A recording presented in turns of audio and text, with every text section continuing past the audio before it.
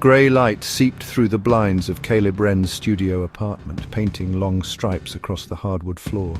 He woke with the same heaviness that had haunted him since childhood, an unnamed guilt, like ash in his lungs. For weeks now, the heaviness had ripened into something sharper. Flash images tore through his dreams. A cobblestoned alley beneath a foreign moon, a woman's startled cry, the copper tang of blood on his hands. He would jolt awake before the face came into focus, heart jackhammering beneath his ribs. Caleb, 32, junior archivist at the Seattle Museum of History, kept the nightmares to himself. Cataloguing others' pasts was tidy work. Unraveling his own felt like teasing glass from skin. That morning, though, the fragments rearranged themselves into a shape he could no longer ignore. The woman's cry carried words this time. French, maybe? And when he rose to splash water on his face, he mouthed them unconsciously. Caleb? Pourquoi? Why? At the museum, cardboard boxes waited in receiving. A Parisian estate sale had yielded a trunk of 19th century police ledgers and private journals. Caleb's manager assigned him to the lot, half joking that his high school French might finally pay off.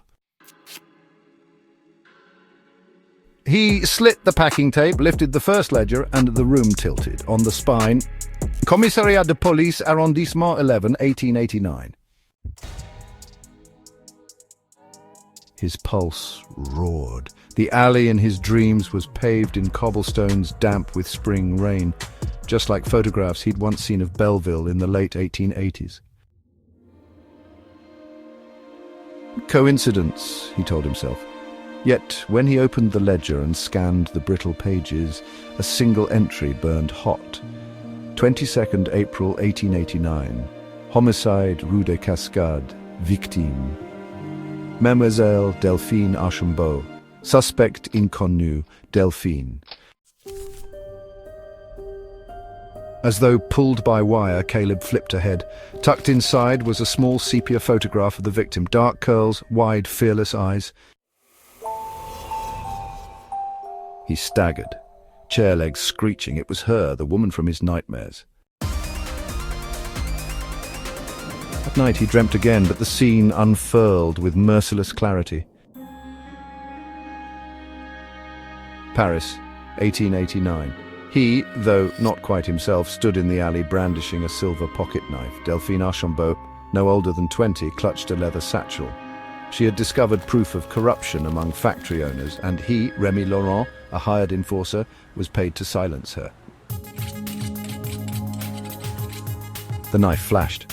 Her protest, "Pourquoi faites-vous cela?" echoed between stone walls. Remy's hand trembled before the fatal thrust. Caleb woke, sobbing into his pillow. The next week blurred museum shifts by day, feverish research by night. He combed archives, cross-referenced newspapers, and pieced together Remy Laurent's biography, a Corsican street tough turned union buster, vanished months after the murder. Never caught. Each discovery crushed Caleb beneath twin weights, horror and responsibility. If reincarnation was real, the cosmos had recycled a murderer into a mild-mannered archivist. Why show him now, unless amends were possible?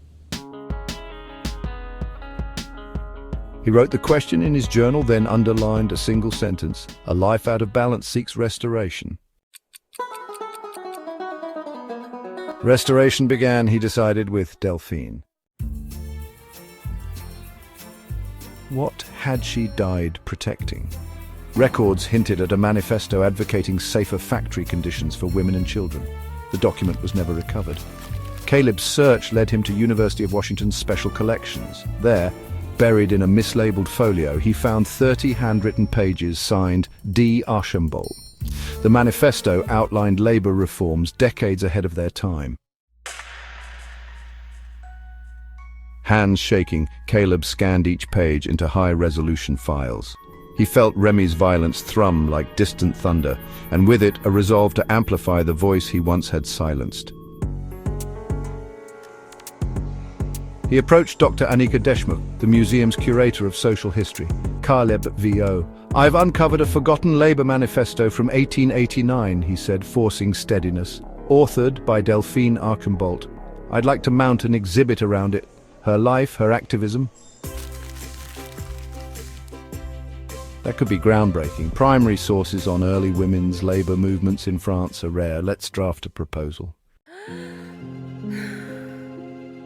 Caleb exhaled, throat tight. Step 1. Weeks turned into months. Caleb poured every ounce of energy into voices unmuted. Delphine Archambault and the fight for fair labor.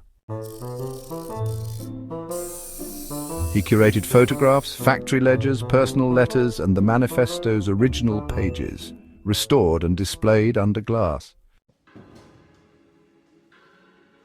Colleagues noted his intensity, mistaking it for ambition. Only his therapist knew fragments of truth that he felt inhabited by another life's regret. Therapy framed it mythically, ancestral memory, inherited trauma, but Caleb sensed something deeper than metaphor. Opening night drew scholars, union organizers, and journalists. Caleb stood before Delphine's portrait, the same sepia image from the police file, now enlarged against a crimson backdrop. Delphine Archambault risked everything to demand dignity for workers. Tonight we resurrect her voice. May it echo forward, shaping fairer futures. Applause surged. Caleb blinked back tears as if releasing Remy's choked confession into the room. Afterward, a silver-haired visitor lingered.